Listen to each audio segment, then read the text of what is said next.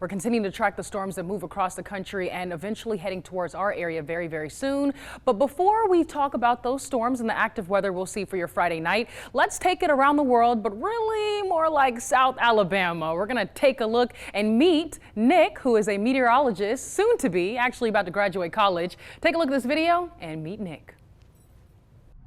Hey everyone, and welcome back to Weather Extra. This is a cool episode because I have a friend of a friend on tonight, and we're going to be learning about him together because I know nothing about him, so this is really cool. Welcome back to First Alert Weather Extra. I'm your First Alert meteorologist, Tania Michelle, and today I'm joined with Nicholas Herboso.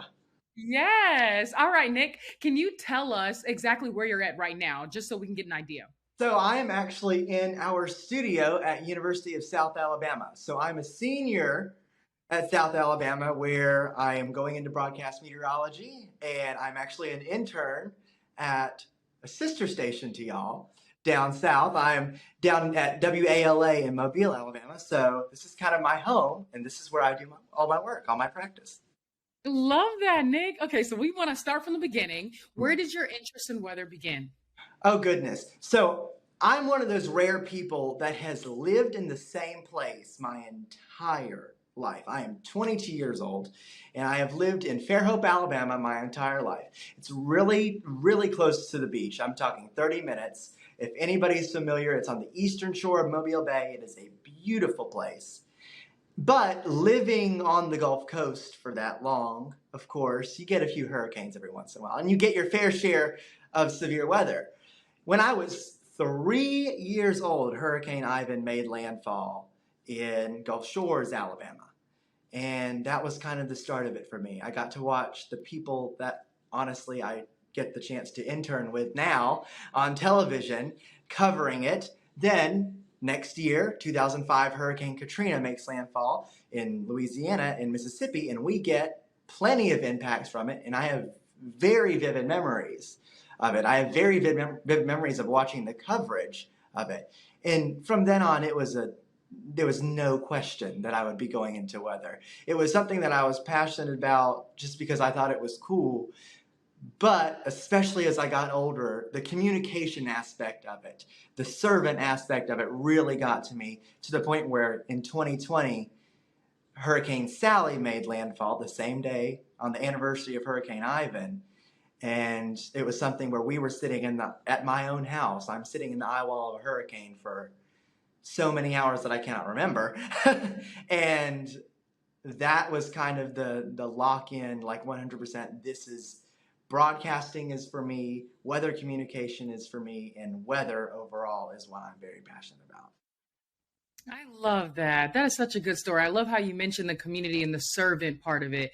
I think life is about service in general, giving back in a way that you can. And I'm glad you found your purpose with it. So that's awesome. So tell us about where you're going to school right now. I think you said University of South Alabama. Okay, Yeah. South Alabama. Okay. Yes. So in Mobile, of course, we deal with a lot of our weather here. So it's a really nice place to be for weather. We get so much. It's such an active experience. It is a hands-on experience at University of South Alabama in terms of weather. We deal with it to the point where we will be in here in our little broadcast studio that we have. It's a fantastic setup. We've got the brand new best state-of-the-art computers that we could have. So let me ask you this, Nick. So when it came down to choosing a university to go to, did you already know without question that University of Southern Alabama is where you wanted to be? Exactly. There was no question. In fact, this is crazy. This is the only school I applied to. That's so awesome. I love that you have a lot of pride for your school and you definitely speak highly of it.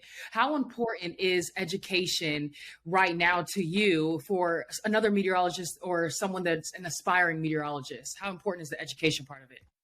Well, you want to be comfortable with what you're doing once you get to the point where you have to do it. You need to, I know it takes a lot of work to get through it. Especially at South Alabama, our curriculum is very math intense. It's very it's very intense in the physics of it. We have to take classes that a lot of our engineers are taking on campus. And all the academics of it, once you get through it and once you get to the practicum, of meteorology, once you get to practicing the craft of forecasting, there comes a level of comfort in knowing that I can go in to my internship station, do a forecast, be very confident in that forecast because of the information that I've been taught over 4 years now. That it's just a comfort thing for me. And it's so important that for students going to meteorology, once you get through the intense math part of it, which is a hurdle for a lot of people, and it knocks a lot of people out. But once you get over that hump, you gain the knowledge of what you're doing in terms of the true meteorology, the true science. And once you get past that, it's home free. You can be confident in what you're doing.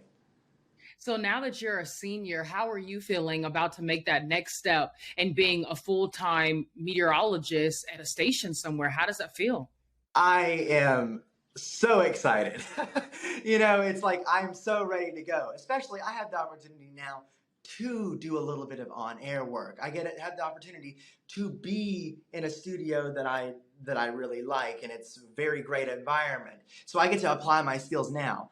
And I'm just at the point where I'm ready to do more. I am ready to take on the challenge of being a full-time meteorologist.